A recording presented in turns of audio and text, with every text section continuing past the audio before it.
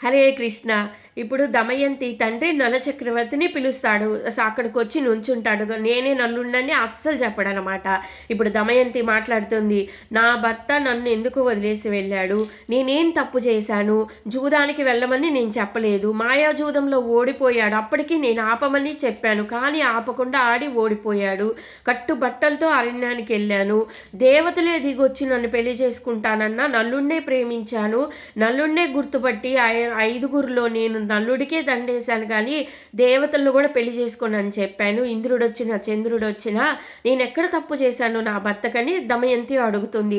కట్టు బట్టలతో అరణ్యానికి వస్తే బట్టలు కూడా నల్లుడికి లేకపోతే నా చీర సగం చించి ఇచ్చానే, నేను ఎక్కడ నా భర్తకు అన్యాయం చేశాను? నన్ను ఎందుకు వదిలేసి వెళ్ళాడు అని దమయంతి అంటుంది. దమయంతి అన్న తర్వాత ఒక్కరోజు కూడా నా తండ్రి దగ్గర ఉన్న సరిగ్గా భోజనం చేయలేదు, మంచినీళ్ళు తాగలేదు, ఎక్కడ చూసినా నాకు నలచక్రవర్తి గుర్తొచ్చి నేనెంత నరకం అనుభవించానో తెలుసా అని దమయంతి చెప్తుంది.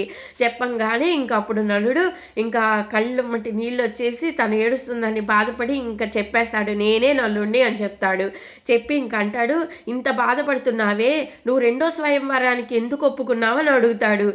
ఇంకా దమయంతి తండ్రి వచ్చి, ఈ గోలంతా మాకు నిన్ను బయట పెట్టడానికే నాయన, నువ్వేమో చెప్పవు, బయటికి రావు, నిన్ను ఎలాగైనా నిన్ను రప్పించాలని మేము నాన్న కష్టాలు పడి ఇవన్నీ చేశాము అని అంటే, ఎందుకు అలా వెళ్ళిపోయావని చెప్తే అప్పుడు చెప్తాడు, నాలో కలిపురుషుడు ప్రవేశించి నన్ను చాలా బాధ పెట్టాడు, నిన్ను వదిలేసేలా చేశాడు, ఒక్క పూట భోజనం కూడా నేను పెట్టలేకపోయాను, నీకు చీర కూడా ఇవ్వలేకపోయాను, నా మీద నాకే అసహ్యం వేసి నేను బయటికి వెళ్ళిపోయాను వదిలేసి అని చెప్తాడనమాట.